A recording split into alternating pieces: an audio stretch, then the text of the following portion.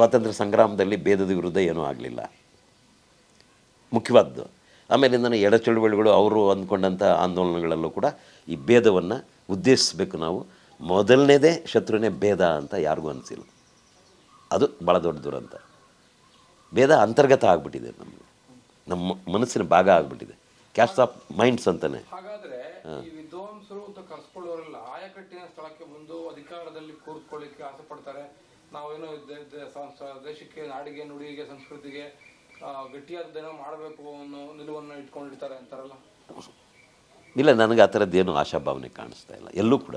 I am sorry, ಯಾವ ಅಕಾಡೆಮಿಗಳು ಎಲ್ಲೂ ಕೂಡ ಈ ಗಳಿಗೆಗೆ ಉಳಿವಿಗೆ ಏನು ಮಾಡಬೇಕು ಅನ್ನೋದಕ್ಕೆ ಕಾಂಟೆಂಪ್ರರಿನೆಸ್ ಇಲ್ಲ ಅಂತ ನಾನು ಹೇಳ್ತಿರೋದು. ಸಮಕಾಲೀನಗೊಳ್ತಾ ಇಲ್ಲ ಅಂತ ಹೇಳ್ತಿರೋದು ನೀವು. ಸಮಕಾಲೀನತೆಯೇ ನಿಜವಾದ ಸೃಜನಶೀಲತೆ. ಅದು ಬಿಟ್ಟರೆ ಬೇರೆ ಏನಿದೆ ಅದನ್ನು ಕಾಂಟೆಂಪ್ರರೈಸ್ ಮಾಡ್ಬೇಕು ನೀವು. ಎಲ್ಲಿ ಕಾಂಟೆಂಪ್ರರೈಸ್ ಮಾಡ್ತಾಯಿದ್ರಿ ನೀವು? ಹೇಳಿದ್ದನ್ನೇ ಜೆರಾಕ್ಸ್ ಮಾಡ್ಕೊಂಡು, ಅದನ್ನೇ ಪ್ಲೇಟ್ ಹಾಕ್ಕೊಂಡು, ಅದನ್ನೇ ಮಾಡ್ಕೊಂಡು ಅದರಲ್ಲೇ ಇಡೀ ನಮ್ಮ ತೆರಿಗೆಯ ಸಂಪನ್ಮೂಲದ ಹಣವನ್ನು ನಿರರ್ಥಕವಾಗಿರೋ ರೀತಿಯಲ್ಲಿ ನೀವು ಮಾಡ್ತಾಯಿದ್ದೀರಿ. ನೀವು ನಿಜವಾದ ನಡೆಯುವಂಥ ನಡೆಗಳಿಗೆ ಒಂದೇ ಒಂದು ಕಿಲುಬು ಕಾಸಿನಷ್ಟು ಕೂಡ ಕಣ್ಣು ತೆರೆದು ಕೂಡ ನೋಡೋದಿಲ್ಲ.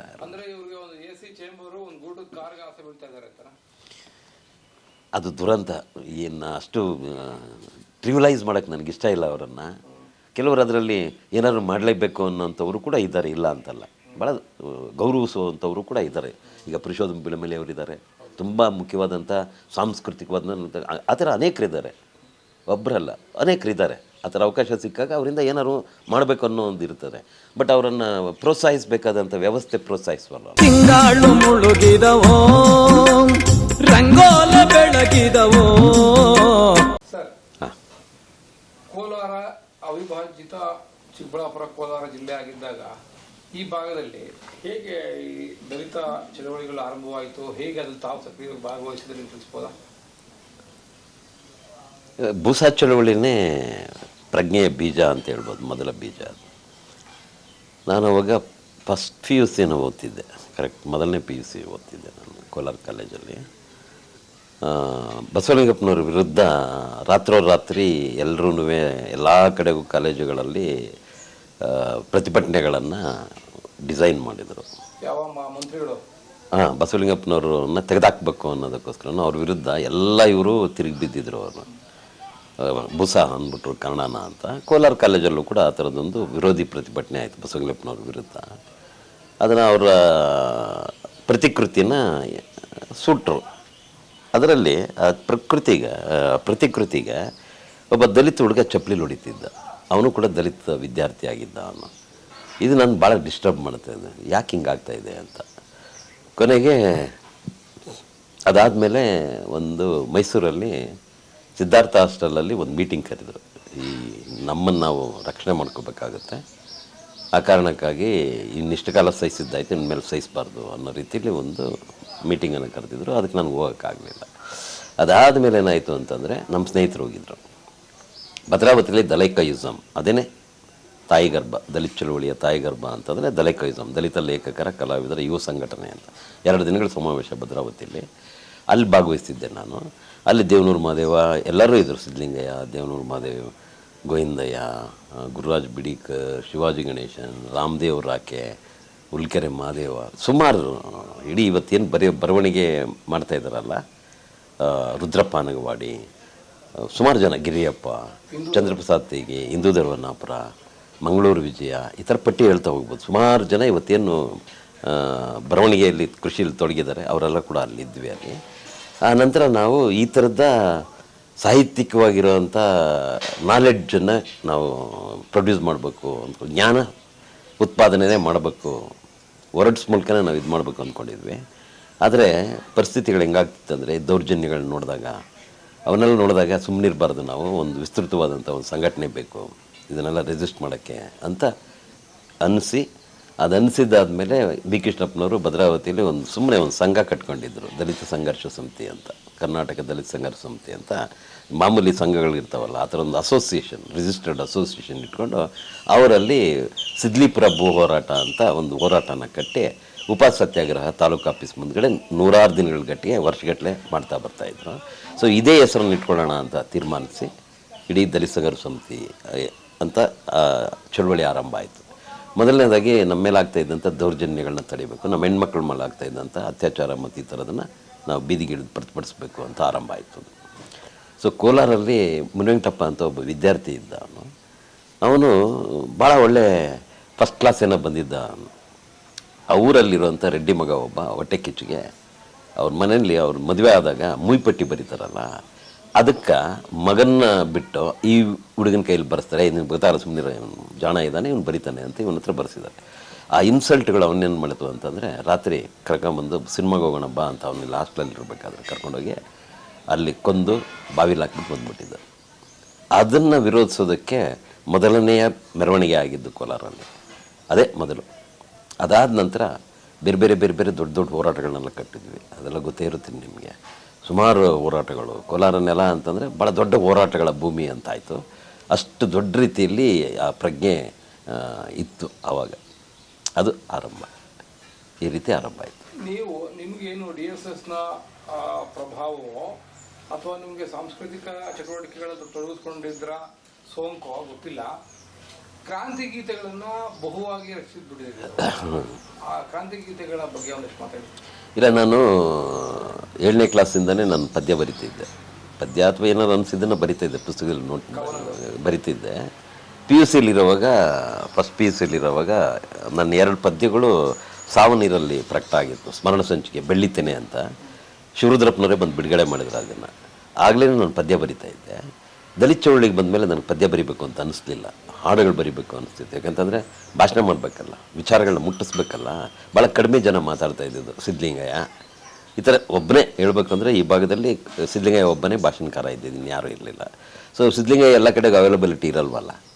ಆ ಕಾರಣಕ್ಕಾಗಿ ಇಲ್ಲ ಇದನ್ನ ಏನಾದ್ರು ಮಾಡಬೇಕು ಅಂತಂದಾಗ ಯಾಕೆ ಹಾಡುಗಳ ಮೂಲಕ, ಅದಷ್ಟರಲ್ಲಿ ಆಂಧ್ರದಲ್ಲಿ ಜನಕಲಾ ಮಂಡಳಿ ಅಂತ ಜನನಾಟ್ಯ ಮಂಡಳಿ, ನಮ್ಮದು ದಲಿತ ಕಲಾ ಮಂಡಳಿ ಅಂತ ಮಾಡ್ಕೊಂಡ್ವಿ, ಅವ್ರದ್ದು ಜನನಾಟ್ಯ ಮಂಡಳಿ ಅಂತಿತ್ತು. ಗದ್ದರರು ಅದರ ಭಾಳ ದೊಡ್ಡ ಪ್ರೇರಕ ಶಕ್ತಿ ಆಗಿದ್ದರು. ಅವರ ಹಾಡುಗಳು ನಮ್ಗೆ ಸಿಕ್ಕಿದ್ವು. ನಮ್ಮ ಎನ್ ವೆಂಕಟೇಶ್ ಅವರೇ ಅಲ್ಲಿ ಸಂಬಂಧ ಇಟ್ಕೊಂಡು ಅಲ್ಲೋಗಿ ಹಾಡುಗಳನ್ನೆಲ್ಲ ತಗೊಂಬಂದು ತೆಲುಗು ಹಾಡುಗಳನ್ನ ಆಡ್ತಿದ್ರು. ನನಗನ್ನಿಸ್ತು ಇದನ್ನು ಕನ್ನಡಕ್ಕೆ ಅನುವಾದ ಮಾಡಬೇಕು ಅಂತ. ಅನುವಾದದಿಂದ ಆರಂಭ ಮಾಡಿದೆ ನಾನು. ಮೊದಲು ನಾನು ಸ್ವಂತ ಹಾಡು ಬರೀಲಿಲ್ಲ, ಎಲ್ಲ ತೆಲುಗು ಹಾಡುಗಳನ್ನ ಅನುವಾದ ಮಾಡಿಕೊಡ್ತಿದ್ದೆ. ಕಪ್ಪು ಕಪ್ಪು ಮೋಡದಲ್ಲಿ ಕಗ್ಗತ್ತಲ, ಅದು ಮೊದಲನೇ ಅನುವಾದ ನಾನು ಮಾಡಿದ್ದು. ಅದು ಹೋರಾಟದ ಹಾಡುಗಳಲ್ಲಿ ಎಲ್ಲ ಕಡೆಗೆ ಇರ್ತದೆ, ಅದೊಂದು ಹಾಡು. ಅದಾದ ನಂತರ ಗದ್ದರ್ ಅವರ ಹಾಡುಗಳು ಯಾಕೋ ನನಗೆ ಭಾಳ ಮುಖ್ಯ ಅನ್ನಿಸ್ತು. ಅವ್ರ ತಾಯಿಯನ್ನು ಕೇಂದ್ರವಾಗಿ ಇಟ್ಕೊಂಡು ಲಚ್ಚುಮಮ್ಮ ಅಂತ ಒಂದು ಹಾಡು ಬರೆದಿದ್ರು. ಕಣಿಗಿಲೆ ಗಿಡದಡಿ ಲಚ್ಚುಮಮ್ಮ ಅಂತ ಇದೆ. ಅವರು ಸಿರಿಮಲ್ಲ ಚಟುಕಿಂದ ಲಚ್ಚುಮಮ್ಮ ಅಂತ ಹೇಳಿದರು. ಅವ್ರ ತಾಯಿಯನ್ನು ಇದು ಮಾಡಿಕೊಂಡು, ಸಿರಿಮಲ್ಲಿಗೆ ಗಿಡದ ಕೆಳಗೆ ಅಳ್ತಾ ಕೂತಿದ್ಯಾ ಯಾಕಮ್ಮ ಲಚ್ಚುಮಮ್ಮ ಅಂತ. ನಾನಿಲ್ಲ, ಸಿರಿಮಲ್ಲಿಗೆ ಗಿಡಕ್ಕಿಂತ ನಮ್ಮ ತಾಯಿ ಕಣಿಗಿಲೆ ಬೇರನ್ನು ಕುಡಿದ್ಬಿಟ್ಟು ಆತ್ಮಹತ್ಯೆ ಮಾಡ್ಕೊಳ್ಳೋಕೆ ಪ್ರಯತ್ನ ಮಾಡಿದ್ರು ಹಿಂದೆ. ಅದು ನನ್ನ ಮೈಂಡಲ್ಲಿತ್ತು. ಅದರಿಂದ ನಾನು ಕಣಿಗಿಲೆ ಗಿಡದಡಿ ಲಚ್ಚುಮಮ್ಮ ಅಂತ ಅದನ್ನು ಟ್ರಾನ್ಸ್ಲೇಟ್ ಮಾಡಿದೆ. ಅದನ್ನು ಹಳ್ಳಿಗಾಡ ಹಸುಗೂಸೆ ಸುಮಾರು ಹಾಡುಗಳನ್ನ ಕನ್ನಡಕ್ಕೆ ಅನುವಾದ ಮಾಡ್ತಾ ಬಂದೆ. ಅದಾದಮೇಲೆ ನಾನು ಸ್ವಂತ ಹಾಡು ಬರೆದಿದ್ದು ಬರತಿಹೋ ನಾವು ಬರತಿಹೋ ಅಂತ. ಅದು ಮೊದಲನೇ ಕನ್ನಡದಲ್ಲಿ ಬರೆದಿದ್ದು. ಆಮೇಲಿಂದ ನಾನು ಅದು ಭಾಳ ದೊಡ್ಡ ರೀತಿಯಲ್ಲಿ ಒಂದು ಏನಂತೀವಿ ನಾವು, ಈಗಿನ ಪದ ವೈರಲ್ ಅಂತ, ಇವತ್ತಿನ ಲ್ಯಾಂಗ್ವೇಜ್ ವೈರಲ್ ಅಂತ, ಅದು ಹಬ್ಕೊಂಡೋಯ್ತು ಹಾಡು. ಆ ನಂತರ ನಾನು ಮಾಲೂರು ಟೇಕಲ್ ಹೋಬಳಿ ಹುಣಸಿಕೋಟೆಯಲ್ಲಿ ಅನಸೂಯಮ್ಮ ಅನ್ನೋ ಮೇಲೆ ಅತ್ಯಾಚಾರ ಆಗಿತ್ತು. ಅವ್ರ ತಂದೆ ಕೊಲೆನೂ ಆಯಿತು. ಆ ಕೊಲೆಗೆ ಸಂಬಂಧಪಟ್ಟಂಗೆ ಒಂದು ದೊಡ್ಡ ಜಾಥಾ ಹೋಗ್ಬೇಕಿತ್ತು, ಅದನ್ನು ಆರ್ಗನೈಸ್ ಮಾಡಬೇಕಿತ್ತಲ್ಲ ಇಡೀ ಹೋರಾಟನ. ಅದಕ್ಕೆ ಅಲ್ಲಿ ನಡೆದ ಘಟನೆನೇ ನಾನು ಒಂದು ಹಾಡು ಮಾಡಿದೆ. ಕೋಟಿ ಕೋಟಿ ಬಾಧೆಗಳಲ್ಲಿ ಲಕ್ಷಾಂತರ ನೋವುಗಳಲ್ಲಿ ನೀವುಟ್ಟಿ ಬೆಳೆದೆ ಅಮ್ಮ ನನ್ನ ತಂಗಿ ಅನಸೂಯ ಅಂತ. ಅದು ಒಂಥರ ನ್ಯಾಷನಲ್ ಆಂಥೆಮ್ ಥರ ಆಗ್ಬಿಡ್ತದು. ಅದು ಎಲ್ಲ ಕಡೆಗೂ ಹಬ್ಕೊಂಡು ಹೋಗ್ಬಿಡ್ತು ಕರ್ನಾಟಕದಾದ್ಯಂತ. ಇವತ್ತು ಕೂಡ ಅದು ಜನಪದ ಆಗಿಬಿಟ್ಟಿದೆ, ಬೀಸ್ಕೊಂಡು ಹಾಡು ಥರ ಆಗಿಬಿಟ್ಟಿದೆ. ಸೊ ಹಾಗಾಗಿ ಬರೀ ಹಾಡುಗಳನ್ನ ಬರ್ತಾಯಿದ್ದೆ. ಜನಕಲಾ ಮಂಡಳಿ ಭಾಳ ದೊಡ್ಡ ರೀತಿಯಲ್ಲಿ ಅದರಲ್ಲಿ ತೊಡಗಿಸ್ಕೊಂಡಿದ್ದೆ ನಾನು. ನಾವು ಎಲ್ಲ ಹುಡುಗರಿಗೂ ಒಂದು ರೀತಿ ಇದ್ದೇ. ರಾಯಚೂರು ಮತ್ತು ಕೋಲಾರ ಈ ಎರಡೂ ಕಡೆಗೆ ತೆಲುಗು ಪ್ರಭಾವ ಇದ್ದಿದ್ದರಿಂದ ಹಾಡುಗಳದ್ದು, ಆ ಹಾಡುಗಳನ್ನೇ ಕನ್ನಡಕ್ಕೆ ಮಾಡಿಕೊಂಡು ಕನ್ನಡದ ಹಾಡುಗಳನ್ನೂ ಸೇರಿಸ್ಕೊಂಡು ಮಾಡ್ತಿದ್ವಿ. ಬೆಂಗಳೂರಲ್ಲಿ ಸಿದ್ಧಲಿಂಗಯ್ಯನವರು ಆ ಕಾಲಕ್ಕೇ ಒಲೆಮಾದಿಗರ ಹಾಡು ಬಂದಿತ್ತು. ಹೋರಾಟದ ಗೀತೆಗಳನ್ನು ಅವರು ಆರಂಭ ಮಾಡಿದರು. ಅವರ ಕೃಷಿ ಇದೆಯಲ್ಲ, ಅದು ಉಳಿದೆಲ್ಲರಿಗೂ ಕೂಡ ಭಾಳ ದೊಡ್ಡ ಪ್ರೇರಕ ಶಕ್ತಿ ಆಯಿತು. ಅದನ್ನು ನೋಡಿಕೊಂಡು ಹಾಡುಗಳನ್ನ ಬರೆಯೋಕ್ಕೆ ಶುರು ಮಾಡಿದ್ವಿ. ಬರ್ತಾ ಬರ್ತಾ ಬರ್ತಾ ಏನಾಯಿತು ಅಂತಂದರೆ, ದಲಿತ ಕಲಾ ಮಂಡಳಿ ಅಂತಿತ್ತಲ್ಲ, ಆ ಕಲಾ ಮಂಡಳಿ ಒಂಥರ ಡಿಸ್ಪಂಕ್ಟ್ ಆಯಿತು. ಚಳುವಳಿಗಾರರು ಜಾಸ್ತಿ ಆಗೋಗ್ಬಿಟ್ಟು, ನಾಯಕರು ಜಾಸ್ತಿ ಆಗೋಗ್ಬಿಟ್ಟು, ಇವ್ರಿಗೆ ಸಿಗ್ತಾ ಇದ್ದ ಮನ್ನಣೆಗಳು ಜಾಸ್ತಿ ಆಗೋಗ್ಬಿಟ್ಟು ಅದನ್ನು ಪಕ್ಕಕ್ಕಿಟ್ಬಿಟ್ಟು ಇವ್ರು ಮಾತ್ರ ವಿಜೃಂಭಿಸೋಕೆ ಶುರು ಮಾಡಿದರು. ಏನಾದ್ರು ಬೇಜಾರಾದರೆ ಸಭೆಗಳಲ್ಲಿ ಜನಗಳಿಗೆ ನೀವೊಂದು ಹಾಡಾಡ್ರಿ ಅಂತ ಅವ್ರಿಗೆ ಹಾಡಾಡಕ್ಕೆ ಕೊಡ್ತಿದ್ರು. ಅದೇ ಒಂದು ಹೋರಾಟ ಅಂತ ಅವ್ರಿಗೆ ಅನ್ನಿಸ್ಲಿಲ್ಲ. ಅದೇ ನಮ್ಮ ಭಾಳ ಮುಖ್ಯವಾದ ಪ್ರಾಣವಾಯು ಅಂತ ಅವ್ರಿಗೆ ಅನ್ನಿಸ್ಲಿಲ್ಲ. ಅದನ್ನು ಪಕ್ಕಕ್ಕಿಟ್ಟರು, ಬೇಜಾರಾಯಿತು. ಆಮೇಲೆ ಹಾಡುಗಾರರು ಕೂಡ ಇದನ್ನು ಭಾಳ ಮುಖ್ಯ ಅಂತ ಅಂದ್ಕೊಳ್ಳಿಲ್ಲ. ಅವ್ರು ಬೇರೆ ಬೇರೆ ಥರದ ಹಾಡು, ಅವ್ರು ಬದುಕಬೇಕಲ್ಲ, ಆ ಬದುಕೋಸ್ಕರ ಏನು ಮಾಡೋದಂದ್ರೆ ಜನಪದ ಗೀತೆ ಹಾಡೋದು, ಆಮೇಲೆ ಇನ್ನೇನೋ ಹಾಡುಗಳನ್ನ ಹಾಡೋದು, ಅವ್ರದ್ದೇ ಆದ ಒಂದು ತಂಡ ಕಟ್ಕೊಳ್ಳೋದು. ಹೀಗಾಗಿ ಅದು ಪೂರ್ತಿಯಾಗಿ ಒಟ್ಟಿಗೆ ಹೋಗ್ಬೇಕಾಗಿದ್ದಂಥ ಒಂದು ಇದು ಬೇರೆ ಬೇರೆ ಆಗೋಗ್ಬಿಡ್ತದೆ. ಸೊ ಅವಾಗ ನನಗೆ 2010ರಲ್ಲಿ ಮತ್ತೆ ಪದ್ಯ ಬರೀಬೇಕು ಅನಿಸ್ತು. ನನಗೆ ಆದಿಮ ಕಟ್ಟಿದ್ವಿ ಅಷ್ಟರೊಳಗೆ.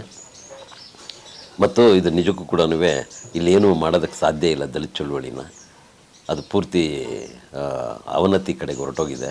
ಅದರ ಅಧಃಪತನವನ್ನು ತಡೆಗಟ್ಟೋದು ಹೆಂಗೆ ಅನ್ನೋದ್ರ ಬಗ್ಗೆ ಯೋಚಿಸೋದಕ್ಕೇ ಆದಿಮ ಕಟ್ಟಿದ್ದು. ಆದಿಮದ ಮುಖ್ಯ ಬೈಲಾಗಳಲ್ಲಿ ಒಂದೇನಪ್ಪ ಅಂತಂದರೆ ಅವನತಿ ಅಂದರೆ ಅಧಃಪತನವನ್ನು, ದಲಿತ ಚಳುವಳಿಯ ಬೌದ್ಧಿಕ ಅಧಃಪತನವನ್ನು ತಪ್ಪಿಸುವಂಥ ಕೆಲಸ ಮಾಡಬೇಕು ಆದಿಮ ಅಂತ ಅಂದ್ಕೊಂಡಿದ್ದು. ಸರಿ, ನಾನು ಪದ್ಯ ಬರೆಯೋಕ್ಕೆ ಶುರು ಮಾಡಿದೆ 2010ರಿಂದ. ಅಲ್ಲಿಂದ ಆಚೆಗೆ ನಾನು ಪದ್ಯ ಬರೆಯೋಕ್ಕೆ ಶುರು ಮಾಡಿದ್ದೆ. 20-25 ವರ್ಷ ನಾನು ಬಿಟ್ಬಿಟ್ಟಿದ್ದೆ ಪದ್ಯ ಬರೆಯೋದನ್ನು. ಆಮೇಲೆ ಆರಂಭ ಮಾಡಿದೆ. ಸೊ ಇದು ಹೋರಾಟದ ಹಾಡುಗಳ ಹಿನ್ನೆಲೆ. ಮತ್ತು ಇದು ಬುಡ್ಡಿ ದೀಪದ ಬಗ್ಗೆ ಮಾತಾಡಿ. ಅದೇನಾಯಿತು ಅಂದರೆ ಜನಪದ, ನಾನು ಹೇಳಿದ್ನಲ್ಲ ಕಲಾ ಸಂಪದ ಅಂತ, ಈ ಮಕ್ಕಳಿಗೆ ಒಂದು ಪ್ರಾಜೆಕ್ಟ್ ಮಾಡಿಕೊಡಿ ಅಂತ ಅನಿತಾ ಕೌಲ್ ಅವರು, ಅವ್ರು ಡೆಲ್ಲಿಲಿದ್ದರು. ಅವ್ರು ಕರೆದ್ಬಿಟ್ಟು ನನಗೆ, ಇಲ್ಲ ನೀನು ಹಿಂದೆ ಮಾಡಿದ್ಯಲ್ಲ DPEP ಕಾಲದಲ್ಲಿ, ಆ ಥರ ಮಕ್ಕಳಿಗೆ ಬೇರೆ ಏನಾದ್ರು ಒಂದು ಮಾಡು ಅಂತಂದರು. ಸರಿ ಆಯಿತು ಮಾಡ್ತೀನಿ ಅಂತ ಹೇಳಿದೆ. ಮಾಡಿದ್ಮೇಲೆ ಒಂದು ಪ್ರಾಜೆಕ್ಟನ್ನು ಕನ್ಸ್ಯೂಮ್ ಮಾಡಿ ಕೊಟ್ಟೆ ನಾನು. ಈ ಥರ ಮಾಡಿದರೆ ಸರೋಗುತ್ತೆ ಅಂತ. ಅದು ಇನ್ನೂ ಬೇಸ್ ಲೈನ್ ಸರ್ವೆ ಎಲ್ಲ ಹಂಗೆ ಬಿದ್ದಿದೆ ನನ್ನ ಹತ್ರ. ಅದನ್ನು ಬೇಸ್ ಲೈನ್ ಸರ್ವೆ ಮಾಡಬೇಕಿತ್ತು. ಬೇಸ್ ಲೈನ್ ಸರ್ವೆ ಮಾಡಬೇಕಿತ್ತು. ಅದೊಂದು ಕ್ವಶನರಿ ಮಾಡಿದ್ದೆ. ಅದನ್ನು ತಗೊಂಡು ಹೋಗ್ಬೇಕು, ಸ್ಕೂಲ್ಗೆ ಹೋಗ್ಬೇಕು, ಸಮುದಾಯದ ಹತ್ರ ಹೋಗ್ಬೇಕು, ಅದನ್ನೆಲ್ಲ ತುಂಬಿಸ್ಕೊಂಬರ್ಬೇಕು ಅಂತ MA ಸ್ಟೂಡೆಂಟ್ಗಳನ್ನ, ಓದಿರೋಂಥ ಸ್ಟೂಡೆಂಟ್ಗಳನ್ನು ರಿಕ್ವೆಸ್ಟ್ ಮಾಡಿಕೊಂಡು ಒಂದು 5-6 ಜನನ ಕೂರಿಸಿ ಅವ್ರಿಗೆ ಇದನ್ನು ಎಕ್ಸ್ಪ್ಲೈನ್ ಮಾಡಿದೆ. ಅವ್ರೇನು ಆಸಕ್ತಿ ತೋರಿಸ್ಲಿಲ್ಲ. ಅದಾಗಲ್ಲ ಅವ್ರ ಕೈಯಲ್ಲಿ ಅಂತ ಗೊತ್ತಾಗೋಯ್ತು. ಆಮೇಲೆ MSW ಸ್ಟೂಡೆಂಟ್ಸ್ ಇದ್ದಾರೆ, ಮುರಳಿ ಅಂತಿದ್ದಾರೆ ಇಲ್ಲಿ, ಮುರಳಿ ಮತ್ತು ಗುಂಡಪ್ಪ ಅಂತಿದ್ದಾರೆ ಇಲ್ಲಿ, ಭಾಳ ಪ್ರಜ್ಞೆ ಇರೋವಂಥ ಉಪನ್ಯಾಸಕರು ಅವರು. ಅವರು ಏನು ಮಾಡಿದರು ಅಂತಂದರೆ, ನಾನು ಈ ಥರ ಬೇಸ್ ಲೈನ್ ಸರ್ವೆ ಮಾಡಿದ್ರೆ ನಮ್ಮ ಹುಡುಗರನ್ನ ಬಳಸ್ಕೊಳ್ಳಿ ಅಂತಂದ್ರೆ, ಅವರೊಂದು 30 ಜನ ಹುಡುಗರನ್ನ ತಂದರು. ಇಲ್ಲೇ ಒಂದು ವಾರ ಕಾಲ ಕ್ಯಾಂಪ್ ಮಾಡಿ ಆದಿಮದಲ್ಲಿ ಅವ್ರಿಗೆ ಈ ಬೇಸ್ ಲೈನ್ ಕೊಟ್ಟೆ. ಅವರು ತಂಡಗಳನ್ನ ಮಾಡಬೇಕಾಯ್ತು. ಒಂದೊಂದು ತಂಡ, ಒಂದು ಕೆಲಸ ಮಾಡಿ ಒಂದು 5 ತಂಡ ಮಾಡ್ಕೊಳ್ಳಿ ಅಂತಂದೆ. ಅವ್ರು ತಂಡ ಮಾಡ್ಕೊಂಡ್ರು. ಒಂದೊಂದು ತಂಡಕ್ಕೆ ಒಂದು ಹೆಸರಿಟ್ಕೊಳ್ಳಿ ಅಂತಂದೆ. ಅವರು ಯಾವುದೋ ಪ್ರಗತಿ, ಆಮೇಲಿಂದ ಈ ಥರ ಹೆಸರುಗಳೆಲ್ಲ ಇಟ್ಕೊಂಡಿದ್ರು. ಇದೇನ್ರಿ ಈ ಥರ ಹೆಸರುಗಳು ಬೇಡ, ನಮ್ಮ ಮಣ್ಣಿನಲ್ಲಿರುವಂಥ ಹೆಸರುಗಳನ್ನ ಇಟ್ಕೊಳ್ಳಿ. ಏನು ಸರ್ ಹಂಗಂದ್ರೆ ಅಂತಂದ್ರೆ, ನೋಡಿ ಯೋಚನೆ ಮಾಡಿ, ನಮ್ಮ ನೆಲದಲ್ಲಿ ಇರೋವಂಥದ್ದು ನಮ್ಮ ಪರಂಪರೆ, ಜನಪದದ ಅದರಲ್ಲಿ ಏನಾದ್ರು ಇರೋದು ಇಟ್ಕೊಳ್ರಿ ಹಂಗಂತಂದ್ರು. ಅವ್ರಿಗೆ ಗೊತ್ತಾಗಲಿಲ್ಲ. ಒಂದು ಕೆಲಸ ಮಾಡಿ ಬುಡ್ಡಿ ದೀಪ ಅಂತ ಇಟ್ಕೊಳ್ರಿ ಅಂತ ಒಂದು ತಂಡಕ್ಕೆ ಬುಡ್ಡಿ ದೀಪ ಅಂತ ಕೊಟ್ಟೆ. ಇನ್ನೊಂದು ತಂಡಕ್ಕೆ ಒಂಟಿ ಕೂರಿಗೆ ಅಂತ ಕೊಟ್ಟೆ, ಒಂಟಿ ಕೂರಿಗೆ. ಇನ್ನೊಂದು ಮೆಟ್ಕೋಲು, ಈ ಮುದ್ದೆ ತೊಳಸೋದಕ್ಕೋಸ್ಕರ ಮೆಟ್ಕೋಲು ಬಳಸ್ತಾರಲ್ಲ, ಆ ಮೆಟ್ಕೋಲು ಅಂತ ಇಟ್ಕೊಳ್ಳಿ ಅಂತಂದೆ. ಈ ಥರ ಗೊಂಗಡಿ, ಇನ್ನೊಂದು ಗೊಂಗಡಿ ಅಂತ ಇಟ್ಕೊಳ್ಳಿ ಅಂತ ಕೊಟ್ಟೆ. ಯಾಕಂದರೆ ನನಗೆ ಆ ಗೊಂಗಡಿದು ನೆನಪಲ್ಲಿತ್ತು. ಆ ಥರ ರೈನ್ ಕೋಟ್ ಹೊಡಿಬೇಕು ಅಂತಂದರೆ ಇವನ್ನ ಮತ್ತೆ ಮರುಜೀವಗೊಳಿಸ್ಬೇಕು ಅಂತ. ಈ ಥರ ತಂಡಗಳನ್ನ ಹೆಸರಿಟ್ಕೊಳ್ಳೋದೆ. ಆಮೇಲೆ ಇನ್ನೊಂದು ಅನ್ನಿಸ್ತು ನನಗೆ, ನೀವು ಹೆಂಗೂ ಹೋಗ್ತೀರಿ, ಇದನ್ನು ಅಲ್ಲೇ ಹುಡುಕಿ ಸಮುದಾಯದಲ್ಲಿದ್ದರೆ ಅದನ್ನೇ ತೊಗೊಂಡೋಗಿ ಸ್ಕೂಲ್ಗೆ ಅಂತ ಹೇಳಿದೆ. ಈಗ ಬುಡ್ಡಿ ದೀಪ, ಯಾರ್ದಾರು ಮನೇಲಿ ಬುಡ್ಡಿ ದೀಪ ಇರ್ತದೆ, ಆ ಬುಡ್ಡಿ ದೀಪ ತೊಗೊಂಡೋಗಿ ನೀವು, ನಾವು ಈ ತಂಡದಿಂದ ಬಂದಿದ್ದೀವಿ ಅಂತೇಳಿ ಅಂತ ನೋಡೋಣ ಏನು ರಿಯಾಕ್ಷನ್ ಬರ್ತದೆ ಸ್ಕೂಲ್ ಒಳಗೆ ಅಂತ. ಇವನ್ನೆಲ್ಲ ಶಾಲೆ ಒಳಗೆ ತರಬೇಕು ಅಂತ. ಕೂರಿಗೆ ಶಾಲೆ ಒಳಗೆ ಬರಬೇಕು, ಗೊಂಗಡಿ ಶಾಲೆ ಒಳಗೆ ಬರಬೇಕು, ಬುಡ್ಡಿ ದೀಪ ಬರಬೇಕು ಒಳಗೆ ಅಂತನ್ನೋ ಕಾರಣಕ್ಕಾಗಿ ಇಟ್ಟೆ ಅದು. ಅವ್ರೇನು ಮಾಡಿದ್ರು, ನಗಾಡಿದ್ರು ಅವ್ರು ಮೊದಲು. ಬುಡ್ಡಿ ದೀಪ ಮಂಟಪ ತೆಲುಗು ಗೊತ್ತಲ್ಲ ಅವ್ರು, ಮೊದಲೇ ತೆಲುಗಂದರೆ ಹೆಂಗೆ ಗೇಲಿ ಮಾಡ್ತಾರೆ ಕೋಲಾರ ಮತ್ತು ಚಿಕ್ಕಬಳ್ಳಾಪುರದವ್ರು ಅಂತ ಗೊತ್ತು. ಕೊಂಕು ಅಂದರೆ ಕೊಂಕು, ಶುರುವಾಗದೆ ಕೊಂಕಿಂದ ಅವ್ರದ್ದು. ಬುಡ್ಡಿ ದೀಪ ಮಂಟಪ, ಅಂಟಿ ಚಂಡಾಯ, ಇದರೆಲ್ಲ ಗೇಲಿ ಮಾಡಿದ್ರು ಅವರು. ಆಯಿತು ಹೋಗಿ ಅಂತ ಬೆಗ್ಲಿ ಹೊಸಳ್ಳಿ ಅನ್ನೋದಕ್ಕೆ ಹೋಗಿದೆ ಈ ಬುಡ್ಡಿ ದೀಪ ತಂಡ. ಅಲ್ಲೋಗಿ ಕೇಳಿದೆ ಬುಡ್ಡಿ ದೀಪ, ಎಲ್ಲ ನಗಾಡಕ್ಕೆ ಶುರು ಮಾಡೋರು. ಈ ಕಾಲದಲ್ಲಿ ಎಲ್ಲಪ್ಪ ಇರ್ತದೆ ಬುಡ್ಡಿ ದೀಪ ಅಂತ ಅವರೇ ನೆನಪು ಮಾಡ್ಕೊಂಡು ನಗಾಡಕ್ಕೆ ಶುರು ಮಾಡಿದ್ದಾರೆ. ಯಾರೋ ಒಬ್ರು ಹೇಳಿದ್ರು, ನೋಡಿ ಅಲ್ಲೊಂದು ಗುಡಿಸ್ಲಿದೆ, ಅಲ್ಲೊಂದು ಮುದುಕಿ ಇದ್ದಾಳೆ, ಅವ್ರ ಹತ್ರ ಇರ್ತೀವಿ ಹೋಗಿ ಅಂತ. ಹೋಗಿ ನೋಡಿದ್ದಾರೆ ಇವ್ರಿಗೆ, ಬುಡ್ಡಿ ದೀಪ ಸಿಕ್ಕಿದೆ. ಕಣ್ಣೀರು ಬಂದುಬಿಟ್ಟಿದೆ ಅವಳ ಸ್ಥಿತಿನ ನೋಡಿ. ಒಂದು ಬೆಳಕನ್ನು ಕೂಡ ಕೊಡಲಾಗದಂಥ ರೀತಿಯಲ್ಲಿ ಬದುಕ್ತಾ ಇರೋದನ್ನು ನೋಡಿ ಅವ್ರು ಕಣ್ಣೀರು ಬಂದುಬಿಡ್ತು. ಬಂದು ಹತ್ಕೊಂಡ್ಬಿಟ್ಟು ಇಲ್ಲಿ ಬಂದು ಭಾಳ ದುಃಖದಿಂದ ಹೇಳಿದ್ರು ಅದನ್ನು. ಅದರಿಂದ ನಾನು ಬುಡ್ಡಿ ದೀಪ ಅನ್ನೋದನ್ನು ನಿರ್ಗತಿಕತನ ಅಂತ ಕರಿತೀವಲ್ಲ, ಪಾವರ್ಟಿ, ಬಿಲೋ ಪಾವರ್ಟಿ ಲೈನ್ ಅಂತೀವಲ್ಲ, ಅದು ನಿಜವಾದ ಬಿಲೋ ಪಾವರ್ಟಿ ಲೈನ್ ಅಂದರೆ ಯಾರ ಮನೆಗಳಲ್ಲಿ ಬುಡ್ಡಿ ದೀಪ ಇರ್ತದೋ ಅವರೇ ಮೊದಲ ಪ್ರಜೆಗಳು, ಎಲ್ಲವೂ ಅವ್ರಿಗೆ ಹೋಗ್ಬೇಕು ಅನ್ನೋ ರೀತಿ ಕಾನ್ಷಿಯಸ್ ತರಬೇಕು ಪೊಲಿಟಿಕಲ್ ಅನ್ನೋ ಕಾರಣಕ್ಕಾಗಿ ಬುಡ್ಡಿ ದೀಪ ಅನ್ನೋ ಹೆಸರನ್ನು ನಾನು ಭಾಳ ದೊಡ್ಡ ರೀತಿಯಲ್ಲಿ ಬುಡ್ಡಿ ದೀಪದ ಹೆಸರಲ್ಲಿ ಪತ್ರಿಕೆ ತರೋದು, ಬುಡ್ಡಿ ದೀಪದ ಹೆಸರಲ್ಲಿ ಬರೆಯೋದು, ಬುಡ್ಡಿ ದೀಪ ಅಂತ ಮಾಡ್ತಾ ಕೊನೆಗೆ ಆದಿಮದಲ್ಲಿ ಯಾವ ದೀಪಗಳು ಕಾಣಿಸ್ಲಿಲ್ವಾಗೆ ಆ ಬುಡ್ಡಿ ದೀಪ ಹಿಡ್ಕೊಂಡು ಇಲ್ಲಿ ಬಂದ್ಬಿಟ್ಟೆ ಅಷ್ಟೆ. ಇಲ್ಲಿ ಬುಡ್ಡಿ ದೀಪ ಅದು ಮೊನ್ನೆ ಹೋದ ವರ್ಷ ರಿಜಿಸ್ಟರ್ ಮಾಡಿರೋದು, ನಾನು ಅಲ್ಲಿವರೆಗೂ ಮಾಡಿರಲಿಲ್ಲ. ಯಾಕಂದರೆ ನಾನು ಆದಿಮದ ಭಾಗವಾಗೇ ಇದ್ದೀನಲ್ಲ, ನಾನು ರಾಜೀನಾಮೆಯನ್ನು ಕೊಟ್ಟಿದ್ದೆ ಅವರು. ಅದು ಸ್ವೀಕಾರ ಆಗಿದೆಯಾ ಇಲ್ವಾ ಅಂತ 2017ರಲ್ಲಿ ಕೇಳಿದೆ. 2014ರಲ್ಲಿ ನಾನು ಕೊಟ್ಟಿರೋದು. ನನಗೇನು ಸುದ್ದಿ ಇಲ್ಲ, ನಿಮ್ಮ ರಾಜೀನಾಮೆಯನ್ನು ಒಪ್ಕೊಂಡಿದ್ದೀವಿ ಇಲ್ಲ ಕಾರಣ ಕೊಡಿ ಈ ಥರ ಏನೂ ಕೇಳಲಿಲ್ಲ ಅವರು. ಅಷ್ಟು ನಿರ್ಲಕ್ಷ್ಯಕ್ಕೆ ಒಳಗೆ ಮಾಡಿದ್ರಲ್ಲ, ಅದು ಕೇಳಲಾರ್ದೆ ನಾನೇನು ಮಾಡಿದೆ ಅಂತಂದರೆ ಅವ್ರಿಗೆ ಬರದೆ ನಾನು. ಯಾಕಂದ್ರೆ ಇನ್ನೇನಾದ್ರು ನನಗೆ ಗೊತ್ತಿಲ್ಲಲ್ಲ, ನಾನು ಅಲ್ಲಿದ್ದೀನಿ ಅಂತಲೇ ಎಲ್ಲರೂ ಅಂದ್ಕೊಂಡಿದ್ದಾರೆ, ಈಗಲೂ ಅಂದ್ಕೊಂಡಿದ್ದಾರೆ. ನಾನು ಅಲ್ಲಿದ್ದೀನಿ ಅಂತಲೇ ಸುಮಾರು ಬಹುತೇಕ ಅಂದ್ಕೊಂಡಿದ್ದಾರೆ, ನಾನೇನು ಹೇಳಕ್ಕೆ ಹೋಗಿಲ್ಲ. ಹೌದೌದು, ಅಲ್ಲೇ ಇದ್ದೀನಿ ಅಂತ ಎಲ್ಲರೂ, ನಾನು ಹೇಳಕ್ಕೆ ಹೋಗಿಲ್ಲ, ಎಲ್ಲೂ ಹೊರಗಡೆ ಬಹಿರಂಗವಾಗಿ ಹೇಳಕ್ಕೆ ಹೋಗಿರಲಿಲ್ಲ. ಕೊನೆಗೆ ಈ ಥರ ಸ್ಥಿತಿ ಬರುತ್ತೆ ಅಂತ ನನಗೆ ಗೊತ್ತಿತ್ತು. ಅದಕ್ಕೋಸ್ಕರ ಏನಾಯ್ತಪ್ಪ ನಂದು ಅಂತ ಕೇಳಿದ್ರೆ, ನಿಮ್ಮ ರಾಜೀನಾಮೆಯನ್ನು ನಾವು ಅವಾಗೇ ಒಪ್ಕೊಂಡಿದ್ದೀವಿ ಅಂತ ಒಂದು ಲೆಟ್ರ್ ಬರೆದ್ರು, ಸುಳ್ಳದು. ಅದು ಭಾಳ ನೋವಾಯಿತು ಮನಸ್ಸಿಗೆ. ಸೊ ಅದಾದರೂ ಕೂಡ ನಾನು ಕಟ್ಟಕ್ಕೆ ಹೋಗಿರಲಿಲ್ಲ. ಇನ್ನೊಂದು ಬೇಡ, ಆದಿಮನೆ ಬೆಳಿಬೇಕು ಅಂತ, ಯಾವತ್ತಿಗೂ ಆದಿಮನೆ ಬೆಳಿಬೇಕು ಅನ್ನೋ ಆಸೆ. ಆ ಕಾರಣಕ್ಕಾಗಿ ಸುಮ್ಮನಿದ್ದೆ. ಕೊನೆಗೆ ಅಲ್ಲಿ ತೀರಾ ನಿರ್ಲಕ್ಷ್ಯ ಮಾಡಿದರು ಅವರು. ಎಷ್ಟು ನಿರ್ಲಕ್ಷ್ಯ ಮಾಡಿದರು ಅಂತಂದರೆ, ನಾನು ಆದಿಮದಲ್ಲಿ ಮಾಡಬೇಕಾದ ಕೆಲಸಗಳನ್ನ ಮಾಡಲೇಬೇಕಿತ್ತು ನಾನು. ಅವ್ರು ಮಾಡದೇ ಇದ್ರೆ ನಾವು ಕಾಲದಲ್ಲಿ ಕಾಯೋಕ್ಕಾಗಲ್ಲ. ಈಗ ಉದಾಹರಣೆಗೆ ನನಗೆ ಅಂಬೇಡ್ಕರ್ನ ಮನೆಗೆ ಮುಟ್ಟಿಸ್ಬೇಕು ಅಂತ ಅನಿಸ್ತು ನನಗೆ. ಅಂಬೇಡ್ಕರ್ ಬಗ್ಗೆ ನಾಟಕ ಬರೆದ್ರೆ, ಪ್ರಾಕ್ಟೀಸ್ ಮಾಡೋಕ್ಕೆ ಜಾಗ ಇಲ್ಲ. ಇಷ್ಟೇ ಇದ್ದಿದ್ದು. ಅಲ್ಲೊಂದು ಸ್ವಲ್ಪ ರಿಹರ್ಸಲ್ಗೆ ಜಾಗ ಕೊಡ್ರಿ ಅಂತ ಕೇಳ್ಕೊಂಡ್ರೆ ಜಾಗ ಕೊಡಲಿಲ್ಲ, ನಿರಾಕರಿಸಿದ್ರು. ತಿರುಗಿ ಮತ್ತೆ ಇನ್ನೊಂದು ನಾಟಕ ಅಂಬೇಡ್ಕರ್ ಕೊಲಾಜ್ ಮಾಡಿದೆ, ಅವಾಗೂ ಜಾಗ ಕೇಳಿದೆ, ರಿಹರ್ಸಲ್ಗೆ ಕೊಡಲಿಲ್ಲ. ವೇಮ್ಗಲಲ್ಲಿ ಹೋಗ್ಬಿಟ್ಟು ನಮ್ಮ ಸ್ನೇಹಿತರು ಮುನೇಶ್ ಅಂತಿದ್ದಾರೆ, ಅವ್ರ ದಿನ ಒಂದು ಜಾಗ ಇತ್ತು, ಆ ಜಾಗದಲ್ಲಿ ಆ ನಾಟಕನ ರೆಡಿ ಮಾಡಿದ್ವಿ. ಅದಾಯಿತು. ತಿರುಗಿ ಇನ್ನೊಂದು ಅದೇ ಥರ ಬಂತು. ವಿಪರೀತ ಅಟ್ರೋಸಿಟೀಸ್ ಜಾಸ್ತಿ ಆಗೋಕ್ಕೆ ಶುರುವಾಯಿತು ದಲಿತರ ಮೇಲೆ. ಕಂಡು ಕೇಳರಿಯದ ರೀತಿಯ ಹಲ್ಲೆಗಳು ಮತ್ತು ಅತ್ಯಾಚಾರಗಳು. ರಿಂಗ್ ಟೋನ್ ಹಾಕಿದ್ದಕ್ಕೆ ಕೊಲೆ, ಕೇಳಿದಿರ? ಗಾರ್ಬಾ ಡ್ಯಾನ್ಸ್ ನೋಡಿದ್ದಕ್ಕೆ ಕೊಲೆ ಕಣ್ಣಿಂದ ಡ್ಯಾನ್ಸನ್ನು. ರಿಂಗ್ ಟೋನ್ ಅಂಬೇಡ್ಕರ್ದು ಹಾಕ್ಕೊಂಡಿದ್ದಕ್ಕೆ ಕೊಲೆ. ಈ ಥರದ್ದು ಇದು ವಿಚಿತ್ರವಾದಂಥ ರೀತಿಗೆ ತಿರುಗ್ತಾ ಇದೆ. ಇದುವರೆಗೂ ಕಾರಣ ಇರ್ತಿತ್ತು, ಎಲ್ಲ ಜಮೀನು ಇರ್ತಿತ್ತು, ಇಲ್ಲ ಯಾವುದೋ ಹೆಣ್ಣು ಮತ್ತು ಗಂಡಿನ ಸಂಗತಿ ಇರ್ತಿದ್ವು, ಒಂದು ಹೊಡೆದಾಟ ಆಗ್ತಿತ್ತು, ಹಲ್ಲೆ ಆಗ್ತಿತ್ತು, ಕೊಲೆ ಆಗ್ತಿತ್ತು, ಊತಾಕೋರು ಎಲ್ಲ ಆಗ್ತಿತ್ತು. ಕೋಲಾರ ಜಿಲ್ಲೆಯಲ್ಲಿ ಆ ರೀತಿ ಆಗದ ರೀತಿಯಲ್ಲಿ ದಲಿತ ಚಳುವಳಿ ಬೆಳೆದಿದ್ದರಿಂದಾಗಿ ಈಗೇನಾಗಿದೆ ಅಂತಂದರೆ ಆ ಸ್ವರೂಪಗಳು ಬದಲಾಗ್ಬಿಟ್ಟಿತ್ತು ಹಲ್ಲೆಗಳದ್ದು. ಏನು ಮಾಡೋದು, ಇದನ್ನು ಅಡ್ರೆಸ್ ಮಾಡಬೇಕು ಅಂತ ನಾನು ಗಂಗಮ್ಮ ನೀರಿನಾಗ ಜಡೆ ಎಣಿತಾವಳೆ ಅಂತ ಒಂದು ಬೀದಿ ನಾಟಕ ಮತ್ತು ಪ್ರಸೀನಿಯಮ್ಮನ್ನು ಬ್ಲೆಂಡ್ ಮಾಡಿ ಆ ನಾಟಕಕ್ಕೂ ಕೇಳಿದೆ, ಅವ್ರು ಜಾಗ ಕೊಡಲಿಲ್ಲ. ಅರ್ಥ ಆಯ್ತಲ್ಲ. ತಿರುಗಿ ಮತ್ತು ಅಲ್ಲಿ ಮಾಡಿಸಿ ಅಲ್ಲಿಂದ ಈ ಥರ ಆಗಿ ಕೊನೆಗೆ ಅನ್ನಿಸ್ತು ನನಗೆ, ಯಾವ ಸಂಸ್ಥೆಗಳು ನಮ್ಮನ್ನು ಇಟ್ಕೊಳ್ಳಲ್ಲ ಅಥವಾ ನಮ್ಮ ಉದ್ದೇಶಗಳಿಗೆ ತಕ್ಕಂತೆ ಅವ್ರು ಬರಲ್ಲ. ಆ ಕಾರಣಕ್ಕಾಗಿ ಅದೇನೆ ಖಂಡಿತ. ಅದಕ್ಕೆ ಈ ಜೀವವೇ ಆಜೀವ ಕನ್ನಡಿ ಅಂತ ಆದಿಮದ ಜೀವನ ನಾನು ಇಲ್ಲಿ ಬುಡ್ಡಿ ದೀಪದಲ್ಲಿ ಇಟ್ಕೊಂಡು ಪರೀತಾ ಇದ್ದೀನಿ ಅಷ್ಟೇ. ಅದು ಸಾಯಬಾರ್ದು ಅದು ಅಂತ. ಅಲ್ಲಿ ಡೆಡ್ ಅದು ಆಶಯ ಸಾಯಬಾರ್ದು, ಜೀವ ಸಾಯಬಾರ್ದಲ್ವ. ಅದು ಜೀವ ಇರೋದೇ ಅಲ್ಲಿ ಅಲ್ವಾ. ಸೊ ಅದೊಂದು ಫಿಲಾಸಫಿ ಅದು. ಆ ಫಿಲಾಸಫಿಗೆ ಅಲ್ಲೇನು ಬೆಲೆ ಇಲ್ಲ. ಸೊ ಆ ಕಾರಣಕ್ಕಾಗಿ ಇಲ್ಲಿ ನಾನು ಕಟ್ಟಲೇಬೇಕಾಯ್ತು ಅಂತೇಳಿ ನಾನು ಮೊನ್ನೆ ಹೋದ ವರ್ಷ 2024ರಲ್ಲಿ ರಿಜಿಸ್ಟರ್ ಮಾಡಿಸಿರೋದು. 1 ವರ್ಷ ಆಗಿದೆ ಅಷ್ಟೇ. ಯಾಕಂದರೆ ನಂಗೆ ಗೊತ್ತಿತ್ತು ಏನಾದ್ರು ಮಾಡಲೇಬೇಕಾದ್ರೆ ಒಂದು ಅಧಿಕೃತವಾದಂಥ ಒಂದು ಸಂಸ್ಥೆ ಬೇಕಾಗುತ್ತೆ. ನಾನು ಬಿಡಿಯಾಗಿ ಇನ್ನೊಬ್ಬರ ಇದರಲ್ಲಿ ಮಾಡೋದ್ರ ಬದಲಾಗಿ ಒಂದು ಸ್ವತಂತ್ರ ಅಸ್ತಿತ್ವ ಇರಬೇಕು ಅಂತ. ಅದ್ರ ಜೊತೆಗೆ ಬುಡ್ಡಿ ದೀಪ ಅನ್ನುವಂಥ ಪರಿಕಲ್ಪನೆ ಒಳಗಡೆ ಅನೇಕ ಸಾಂಸ್ಕೃತಿಕ ಪ್ರಯೋಗಗಳು ಮತ್ತು ಶಾಲೆಗಳಲ್ಲಿ ನಾನು ಪ್ರಯೋಗಗಳು ನಡೆಸಿದ್ದೀನಿ ಮಕ್ಕಳ ಜೊತೆಗೆ. ಕಲಿಕೆ ಹೆಂಗಾಗಬೇಕು ಅನ್ನೋದಕ್ಕೆ ಸುಮಾರು ನನ್ನ ಎಕ್ಸ್ಪರಿಮೆಂಟ್ಸನ್ನು ನಾನು ಬೆಂದೋಗಿದ್ದರೂ ಕೂಡ ಕೆಲವು ಇದ್ದಾವೆ. ಸುಮಾರು ಪ್ರಯತ್ನಗಳನ್ನ ಪಟ್ಟಿದ್ದೀನಿ ನಾನು. ಪಠ್ಯಕ್ರಮದಲ್ಲಿ ಮಗುವಿಗೆ ಹೆಂಗೆ ನಾವು ಸೌಂದರ್ಯದ ಮೂಲಕ, ಸೌಂದರ್ಯ ಅನುಭೂತಿ ಮೂಲಕ ಅವರ ಇಡೀ ಇದನ್ನು ಮನಸ್ಸನ್ನು ಅರಳಿಸ್ಬೋದು ಅಂತ, ಅದು ನಮ್ಮ ಪ್ರಯೋಗ. ಸೊ ಅದಕ್ಕೆ ಬುಡ್ಡಿ ದೀಪ ಪ್ರತ್ಯೇಕವಾಗಿ ಈಗೊಂದು ಸಂಸ್ಥೆಯಾಗಿ ರಿಜಿಸ್ಟರ್ ಮಾಡಿಸ್ತೀನಿ. 1 ವರ್ಷ ಆಗಿದೆ. ಯಾಕೆಂತಂದರೆ ಅದರ ಹೆಸರಲ್ಲಿ ಸುಮಾರು ನನ್ನ ಪ್ರಯೋಗಗಳು ಬರೆದಿರೋದಿದೆ, ಯೋಚನೆ ಮಾಡಿರೋದಿದೆ, ಚಿಂತನೆಗಳಿದೆ, ಬರಹಗಳಿದೆ. ಅವನ್ನೆಲ್ಲ ಕ್ರೋಢೀಕರಿಸೋದಕ್ಕೊಂದು ಬೇಕು ಅನ್ನೋ ಥರಕ್ಕೆ ಮಾಡ್ತಾಯಿದ್ದೀನಿ. ಯಾಕೆಂತಂದ್ರೆ ಅದು ಕಡೆ ತಿರುಗಿ ನೋಡಲ್ಲ ಅಂತ ಗೊತ್ತಾಯ್ತು. ನಾವು ಕಟ್ಟಿದ ಸಂಸ್ಥೆಗಳಲ್ಲೇ ನಮಗೆ ನಮ್ಮ ಆಲೋಚನೆಗಳಿಗೆ, ಚಿಂತನೆಗಳಿಗೆ ಒಂದು ಸ್ವಲ್ಪನೂ ಜಾಗ ಇರಲ್ಲ ಅಂತಂದಮೇಲೆ ಅದರಂಥ ದುರಂತ ಇನ್ನೊಂದಿಲ್ಲ ಅನ್ನಿಸ್ತು ನನಗೆ. ಅದಕ್ಕೋಸ್ಕರ ಈ ಥರ ಮಾಡ್ತಾಯಿದ್ದೀನಿ. ಸಾಂಸ್ಕೃತಿಕ ದುರಂತಗಳು, ಸಾಂಸ್ಕೃತಿಕ ರಾಜಕಾರಣಗಳು ಅಂತ ಅದರ ಒಂದು ಭಾಗವಾಯಿತು. ಅದು ಹಂಗೇನೆ ಇದೆ. ಅದನ್ನು ಹುಟ್ಟಾಕಿದ್ದೇನೆ ಸಾಂಸ್ಕೃತಿಕ ರಾಜಕಾರಣ ಮಾಡೋದಕ್ಕೆ. ಅದ್ರ ಒಳಗಡೆ ಅದಾಗದ ರೀತಿಯಲ್ಲಿ ಒಂದು ರಾಜಕಾರಣ ಹುಟ್ಕೊಳ್ತು ಅಂತಂದರೆ ಅಲ್ಲಿ ನನಗೇನು ಕೆಲಸ ಇರಲಿಲ್ಲ ಅಂತ ಅನಿಸ್ತು ನನಗೆ. ಕನಸಿಲ್ದೆ ನಿಮ್ಗೊಂದು ಡ್ರೀಮ್ ಇರಬೇಕು. ಈಗ ನಿಮ್ಗೆ ಇಷ್ಟು ಇದಾದ ಮೇಲೂ ಕೂಡ ಒಂದು ಪರ್ಪಸ್ ಇದೆ, ನಿಮ್ಗೆ ಒಂದು ಉದ್ದೇಶ ಇದೆ. ಇಷ್ಟು ನಿಮ್ಮ ಅನಾರೋಗ್ಯ ಕೆಟ್ಟಿದ್ರು ಕೂಡ ಒಂದು ಈ ಏನೋ ಮಾಡ್ತಾ ಇದ್ದೀರಲ್ಲ ಅದು ಇಟ್ಸ್ ಅ ಕಮಿಟ್ಮೆಂಟ್, ಅದೊಂದು ಗುರಿ, ಅದಿರ್ಬೇಕದು. ಆಮೇಲೆ ಒಟ್ಟಾಗಿ ನೀವೇನೋ ಒಂಟಿ ನೀವು ಮಾಡ್ಕೊಂಡು ಹೋಗ್ತಾ ಇದ್ದೀರಿ ಸರಿ, ಒಟ್ಟಾರೆ ನಡೆಯಲ್ಲಿ ಬರೋವಾಗ ಜೊತೆಗಾರರಿಗೆ ಅದು ಇರಬೇಕಾಗುತ್ತೆ. ಕನಸು ಇಲ್ಲ, ಕಮಿಟ್ಮೆಂಟು ಇಲ್ಲ ಅನ್ನೋರ ಜೊತೆಗೆ ಅದೊಂಥರ ಏನೋ ಸಂಡೇ ಅಲ್ಲಲ್ಲ. ಅವರೆಲ್ಲ ಉದ್ಯೋಗದಲ್ಲಿರೋರಿಗೆ ಹೆಚ್ಚಿಗೆ ಕನಸು ಕಾಣೋದಕ್ಕೆ ಸಾಧ್ಯವಾಗಲ್ಲ.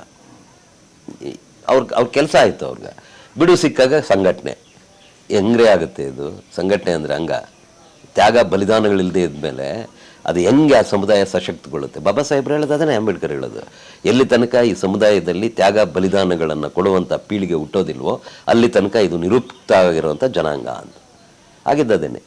ಕೊನೆಗೆ ಆಗಲ್ಲ, ಕನಸಿಲ್ಲದೆ ಇದ್ರ ಜೊತೆಗೆ ಆಗಲ್ಲ ಅನ್ನಿಸ್ತು. ಆಮೇಲಿಂದನೂ ಸಾಂಸ್ಕೃತಿಕ ಪ್ರಯೋಗಗಳಲ್ಲಿ ಹಣ ಖರ್ಚಾಗುತ್ತೆ. ಅದು ನಮ್ಮ ಅಂಗಡಿ ಲೆಕ್ಕಾಚಾರ ಲಾಭ ನಷ್ಟಗಳಲ್ಲಿ ನಡೆಯೋಕ್ಕಾಗಲ್ಲ.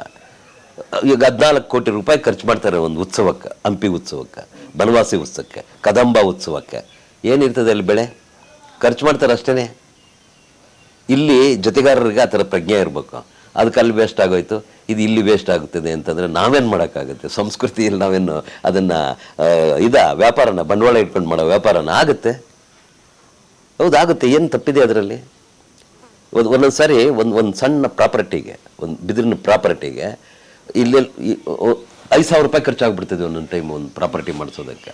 ಅದು ಇಲ್ಲಿ ಸಿಕ್ಕಲ್ಲ, ಅಲ್ಲಿ ಹೋಗ್ಬೇಕು, ತಗೊಂಬರ್ಬೇಕು, ಮಾಡಿಸ್ಬೇಕು. ಅದಕ್ಕೇನು ಖರ್ಚು ಮಾಡಬೇಕು? ದುರುಪಯೋಗ, ದುಂದು ವೆಚ್ಚ, ಈ ಥರ ಎಲ್ಲ ಕನ್ಸಿಡರ್ ಮಾಡಿಬಿಟ್ರೆ ಕನಸಿಗೆ ಬಣ್ಣ ಹಾಕೋಕೆ ಆಗಲ್ಲ, ಆಗೋದೇ ಇಲ್ಲ, ಅದು ಸಾಧ್ಯನೇ ಇಲ್ಲ. ಅದು ಕನಸಿಲ್ದವ್ರ ಜೊತೆ ನಡೆಯೋಕ್ಕಾಗಲ್ಲ, ಗುರಿ ಇಲ್ದವ್ರ ಜೊತೆ ನಡೆಯೋಕ್ಕಾಗಲ್ಲ. That should be a goal. ಅದಕ್ಕೇನೆ ಆಗಲಿಲ್ಲ ಬಿಡಿ, ಅದು ಮುರಿದ ಕನಸು. ಅದು ಆದಿಮ ಅನ್ನೋದು ಒಂದು ಮುರಿದ ಕನಸು ಆಗ್ಬಿಡ್ತು. ಅದೇನಾದ್ರು ಅರಳಿದ್ರೆ ಪೂರ್ತಿ ಇವತ್ತು ಇಡೀ ಪ್ರಪಂಚದಲ್ಲಿರುವಂಥ ಎಲ್ಲ ಏನು ಸಾಂಸ್ಕೃತಿಕ ಕರ್ತಾರರಿದ್ದಾರಲ್ಲ ಅವರೆಲ್ಲರ ಆಡುಂಬಲ ಆಗಿರ್ತಿತ್ತು. ಮಹಾನ್ ವಿಶ್ವವಿದ್ಯಾನಿಲಯ ಅಂದರೆ ನಾವು ನಮ್ಮ ಕಣ್ಗಳಿಗೆ ಹೇಗೆ ಕಾಣ್ತಾ ಇದೆ ಸರ್, ಈಗ ನೋಡಿ, ಈಗ ನಮ್ಮ ಹೆಗ್ಗೋಡಿನ ನಿನಾಸಂ ಆಗ್ಬೋದು ಅಥವಾ ಮೈಸೂರಿನ ರಂಗಾಯಣನೇ ಆಗ್ಬೋದು, ಈ ಸಂಸ್ಥೆಗಳಿಗೆ ಇರ್ತಕ್ಕಂಥ ವ್ಯಾಪಕವಾದ ಪ್ರಚಾರ ಅಥವಾ ಒಂದು ಹೆಗ್ಗಳಿಕೆ ಪಡೆಯೋದ್ರಲ್ಲಿ ವಿಫಲವಾಯ್ತಾ ಅಂತ. ಒಂದು ಅವು ಆಚಾರ್ಯ ಪಾಠಶಾಲೆಗಳು, ಅವ್ರಿಗೇನು ಸಂಸ್ಕೃತಿ ಬೇಕಾಗಿಲ್ಲ, ನಾಟಕನೂ ಬೇಕಾಗಿಲ್ಲ. ನೀನಾಸಂ ಇರುವಂಥ ಸಮುದಾಯಕ್ಕೆ ಅಂದರೆ ಅಲ್ಲಿರೋಂಥ ಹವ್ಯಕ ಸಮುದಾಯಕ್ಕೆ ಏನು ಬೇಕಿದೆ? ಕಲೆ ಮತ್ತು ಸಂಸ್ಕೃತಿ. ಈಗಾಗಲೇ ಸಾಕಷ್ಟು ಉನ್ನತಿ ಹೊಂದಿರೋರಿದ್ದಾರೆ, ಮನೆಗಳಲ್ಲೇ ಆ ಥರ ವಾತಾವರಣ ಇದೆ. ಆದರೂ ಅವ್ರಿಗೆ ಸಾಂಸ್ಕೃತಿಕವಾಗಿ ಆ ಥರದ್ದೊಂದು ಸಂಸ್ಥೆನ ಕಟ್ತಾರೆ. ಈ ನೆಲೆಗಳಲ್ಲಿ ಈ ಥರ ಸಂಸ್ಥೆಗಳು 100 ಹುಟ್ಟಬೇಕು ಅಂತ ಹೇಳ್ತಿರೋದು ನಾನು. ಊರೂರಲ್ಲೂ ಒಂದು ಆದಿಮ ಹುಟ್ಟಬೇಕು ಅಂತ ಆಸೆ ಇದ್ದಿದ್ದು ನನಗೆ. ಯಾಕಂದರೆ ಇಲ್ಲೇ ಇಲ್ಲ ಅವ್ರಿಗೆ ಆ ಥರದ್ದು, ಈ ಥರದ್ದು ಭಾಳ ಏನಂತೀವಿ ನಾವು, ಚಟುವಟಿಕೆ ಅನ್ನೋದಕ್ಕಿಂತ ಒಂದು ಫಿಲಾಸಫಿಕಲ್ ಜರ್ನಿ ಇಲ್ಲ. ಸಾಂಸ್ಕೃತಿಕವಾದಂಥ ಪ್ರಜ್ಞೆಯ ಮೂಲಕ ರಾಜಕೀಯ ಪ್ರಜ್ಞೆಯನ್ನು ರೂಢಿಸ್ಕೊಳ್ಳುವಂಥ ಇಲ್ಲ. ಆ ಕಾರಣಕ್ಕಾಗಿ ಆದಿಮ ಒಂದು. ಆಮೇಲೆ ನಮ್ಮ ನೆಲೆಗಳಿಂದ ಕಟ್ಟೋದು ಭಾಳ ಕಷ್ಟ ಇದೆ. ನೀವು ದಲಿತ ನೆಲೆಯಿಂದ ಕಟ್ಟಿರುವಂಥ ಏಕೈಕ ಸಂಸ್ಥೆನೇ ಆದಿಮ ಸಾಂಸ್ಕೃತಿಕವಾಗಿ ಇಡೀ ಭಾರತ ದೇಶದಲ್ಲಿ. ಬೇರೆ ಬೇರೆ ಥರ ಕಟ್ಟಿರ್ಬೋದು, ಬೇರೆ ಬೇರೆ ಸಂಸ್ಥೆಗಳಿದ್ದಾವೆ, ಇಲ್ಲ ಅಂತ ನಾನು ಹೇಳೋದಿಲ್ಲ. ಆದರೆ ಈ ಕ್ಲಾರಿಟಿ ಜೊತೆಗೆ ಕಟ್ಟಲಾಗಿರುವಂಥ ಏಕೈಕ ಸಂಸ್ಥೆ ಅಂತಂದರೆ ಇದೊಂದೇ, ಆದಿಮ ಒಂದೇ. ಪ್ರಪಂಚ ಅದನ್ನೇ ಎದುರು ನೋಡ್ತಾ ಇದ್ದು. ಈ ಬರೀ ಇಲ್ಲೆಲ್ಲ, ಇಲ್ಲಿ ಬಿಡಿ ಕರ್ನಾಟಕದಲ್ಲಿ ಯಾರೂ ಗಮನಿಸೋದಿಲ್ಲ, ಏನೂ ಬೇಕಾಗೂ ಇಲ್ಲ ಅವ್ರನ್ನ. ಇಂಥ ಪ್ರಯೋಗಗಳು ಮುಖ್ಯನೇ ಅನಿಸಲ್ಲ ಅವ್ರಿಗೆ. ಆದರೆ ಪ್ರಪಂಚದಲ್ಲಿ ತುಂಬ ಸೂಕ್ಷ್ಮವಾಗಿ ಕೆಲಸ ಮಾಡ್ತಾ ಇರೋವಂಥವ್ರು ಯಾರಿದ್ದಾರೆ ಅವರೆಲ್ಲರಿಗೂ ಕೂಡ ಆದಿಮ ಗೊತ್ತಿದೆ. ಇವತ್ತಿಗೂ ಆದಿಮ ಅಂತಂದರೆ ಅವ್ರು ಕಣ್ ತೆರೆದು ನೋಡ್ತಾರೆ. ಇಲ್ಲೋರು ನೋಡದೇ ಇರ್ಬೋದು, ಅದು ಬೇರೆ ವಿಚಾರ. ಮಾತನಾಡಣ್ಣಯ್ಯ ಮಾತನಾಡು, ಏ ಮುದ್ದು ಏ ಗಿಳಿಗೆ ಮಾತನಾಡು.